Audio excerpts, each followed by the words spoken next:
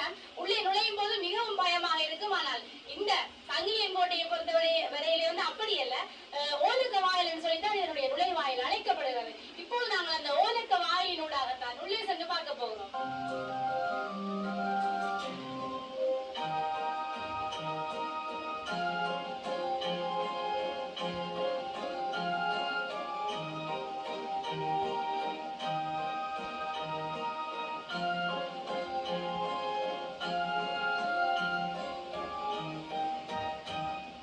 சங்கிலியன் கோட்டைக்கு நுழைந்தவுடனே வந்து நுழைவாயிலுக்கு அடுத்தபடியாக 2 பகுதிகளை பார்க்கக்கூடியதாக இருந்தது.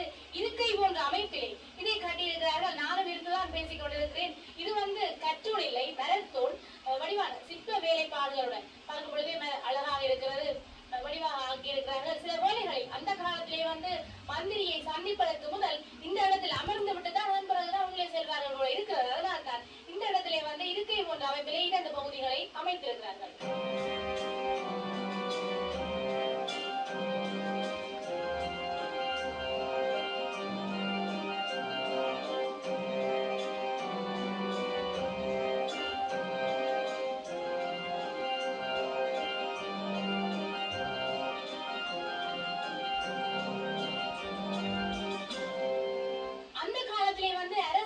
தனியாக ஒரு அரண் இருந்தது. மந்திரி வந்து அந்த அரணின் ஒரு பகுதியிலே தான் இருப்பார். ஆனால் சங்கிலிய மன்னரை பொறுத்தவரையிலே அவருடைய மந்திரிக்கு வந்து தனியாக வேறொரு அரணை அமைத்திருக்கிறார்கள். இதுதான் வந்து மந்திரி மனை.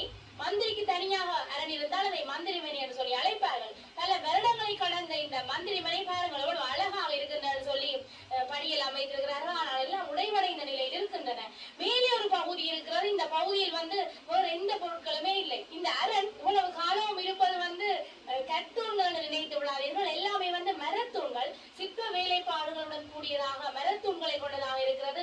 கற்தூண்கள் வந்து சிவரைத்தான் அமைத்திருக்கிறார்கள். மரத்தூண்கள் தான் அதிக அளவு பார்க்கக்கூடியதாக இருக்கிறது. பல வருடங்களை கடந்த நிலையிலும் இந்த அரண்மனை தன்னுடைய அழகிலிருந்து கிடவே இல்லை, அப்படியே இருக்கிறது பாருங்கள்.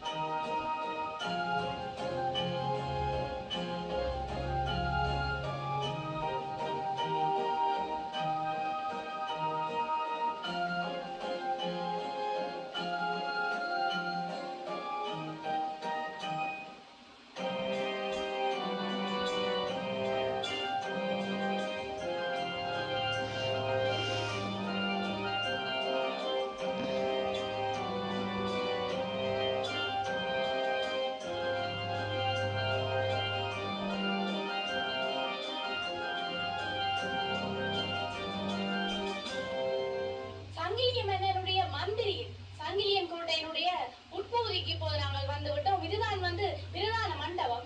இந்த மண்டபத்தை பார்த்தாலேயும் ஏன்னு சொன்னால் இந்த மண்டபத்தை ஏன் அமைத்திருக்கிறார்கள் என்று சொன்னால் அவர்களுடைய காலத்திலே அந்த காலத்திலே வந்து மந்திரிக்கும் ஏனையோருக்கும் இடையிலான திட்டவரை ஆலோசனைகள் வந்து இந்த மண்டபத்திற்குள்ளேதான் இடம்பெறும். இந்த மண்டபத்தின் இரு கரைகளிலும் வந்து கதைகளை அடுக்கி இருப்பார்கள். அதனால்தான் இவ்வளவு பெரிய மண்டபத்தை அமைத்திருக்கிறார்கள்.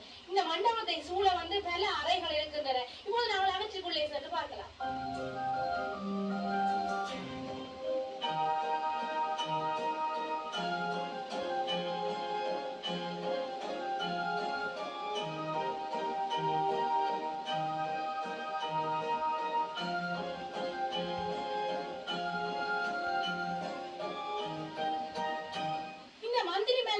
ஒரு அறைக்குள்ளேதான் இப்போது நாங்கள் இருந்து பேசிக் கொண்டிருக்கின்றோம். இந்த அறையினுடைய ஜன்னலை பாருங்கள், கொஞ்சம் வித்தியாசமாக இருக்கிறது.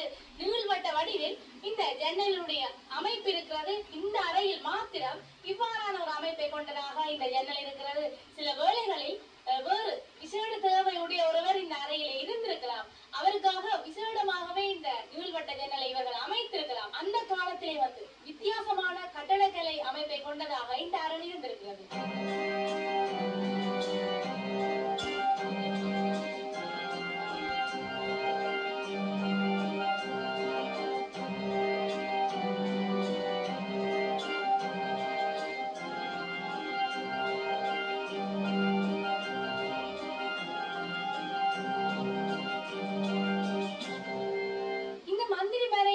பின்பகுதியிலே தான் இப்போது நாங்கள் நின்று பேசிக் கொண்டிருக்கிறோம். கொண்டிருக்கின்றோம். இந்த இடம் வந்து கொஞ்சம் பாலடைந்து விட்டது. இந்த கட்டடம் முழுவதாகவே வந்து கருங்கற்களால் அமைத்திருக்கிறார்கள். அருகிலே வந்து ஒரு கேணி போன்ற அமைப்பில் இருக்கிறது. அது இப்பொழுது தூர்ந்து விட்டது.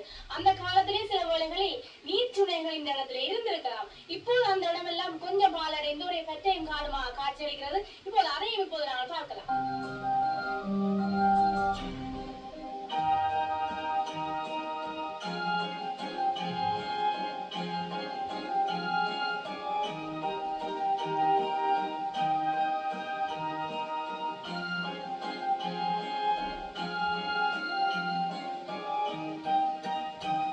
நான் உங்களுக்கு கூறியிருந்தேன் அல்லவா, இந்த மந்திரிமனையிலே, இந்த மந்திரிமனையின் பிற்பகுதியிலே வந்து ஒரு நீர்ச்சுனை இருந்தான்னு சொல்லி. அதைத்தான் இப்போது பார்த்து கொண்டிருக்கிறீர்கள். இந்த இடம் வந்து கருங்கற்களால் அமைக்கப்பட்டிருக்கிறது. ஆனால் இப்போது பாலடைந்த நிலை இருக்கிறது. உள்ளே செடிகள் எல்லாம் வளர்ந்து பச்சையும் காடுமாக காட்சி அளிக்கிறது. இந்த இடத்திற்கு எவ்வாறு நீர் வந்தன்னு சொன்னால், பின்னாலே பாருங்கள் குழி போன்ற அமைப்பு இருக்கிறது. இதன் வழியாக தான் சில வேளை நீர் வந்திருக்கலாம். எனக்கு மேலே பாருங்கள் மரம் ஒன்று முளைத்து கட்டடங்கள் கூட அப்படியே வந்து இந்த இடத்துல அவருடைய வேர் தொங்கிக் கொண்டிருக்கிறது.